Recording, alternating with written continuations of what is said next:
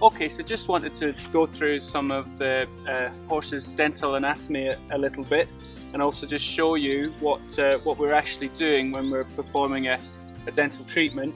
This is a skull from a young horse. I'll explain in a moment how we know that.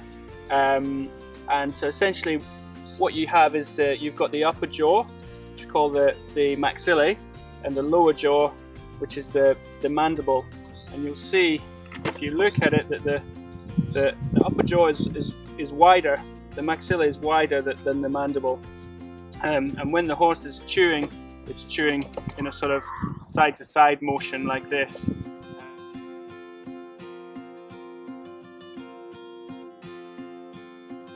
If we take this upper jaw off, and we can just have a look at what teeth are present inside the horse's mouth.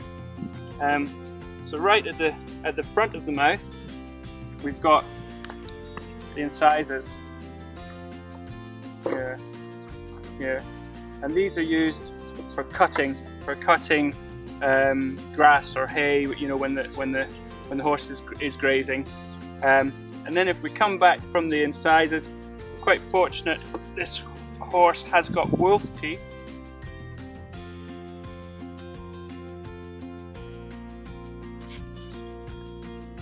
Okay, so the next teeth we come to in the horse's mouth are the really important ones. These are we call these the cheek teeth. You could refer to them as premolars and molars, but in actual fact, in horses, the morphology of those teeth is identical. So we just call them all cheek teeth for simplicity.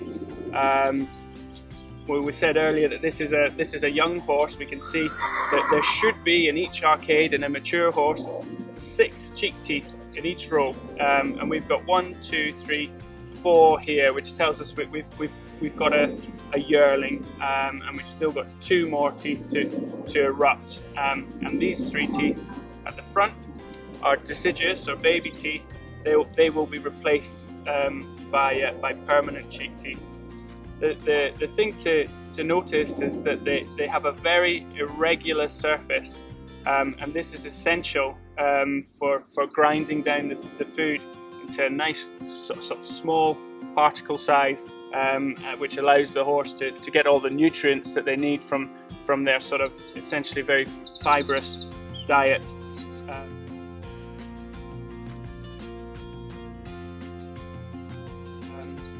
You'll notice as well that these teeth, they're not perfectly flat across the surface, but they're angled slightly, and it's the same on the uppers, a slight angle. When the horse is chewing, these teeth they're wearing down. They're sort of soft in comparison to our own teeth, so they have a rate of attrition, but at the same time as they're wearing down, they're erupting from within the skull. And the result of that is that the size of the crown remains more or less the same, but the tooth is continually erupting and wearing down. Because of this angulation and the fact that we've got tissues of different hardness on the tooth, you've got enamel, dentine, and cementum, and the enamel is very, very hard compared with the other tissues within the tooth. That gives you a nice irregular surface, but it also means that over time domestic horses will often develop these sort of sharp points, usually along the inside of their lower teeth and the outside of their upper teeth. So when we come to do your horse's teeth, the sort of vast majority of the time, what we're doing is removing these sharp enamel points. So with our rasp, we will be coming up the inside of these lower teeth, like that, and along the outside of the upper teeth, and taking those sharp enamel points off, because particularly in horses that are ridden, that are wearing bridles intact, these sharp enamel points on the outsides of the upper teeth will impinge on the cheeks, and they can cause soft tissue damage or discomfort. So that's what we're doing the majority of the time with routine prophylactic sort of dental treatment. Okay, so this here is a canine tooth, usually only present in males, although some females might have small sort of rudimentary canine teeth. They don't have any sort of useful purpose. It's just a sort of male characteristic.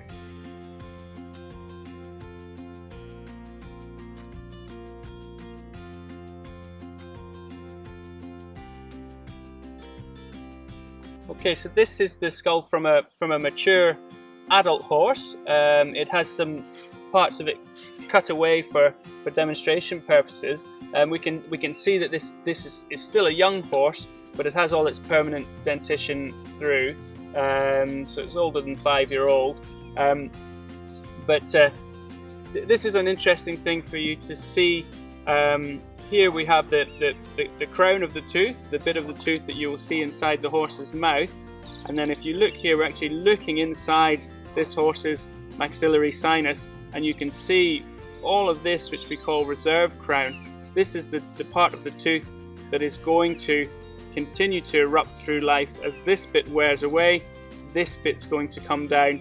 The result of that is a younger horse will have a very long tooth inside its head, and an older horse will have a much shorter tooth. And then at the top of this reserve crown, you've got the roots, or the apex as we call it.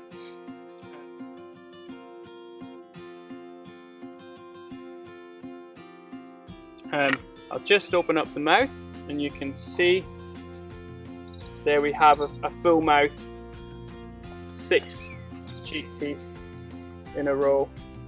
We've got 1 or 2 teeth missing in this horse, but as I say, these teeth should be very, very firmly packed together. There shouldn't really be any space at all between these teeth, and that gives them the effect of working as one sort of functional grinding unit, very efficient for grinding down fibrous feeds.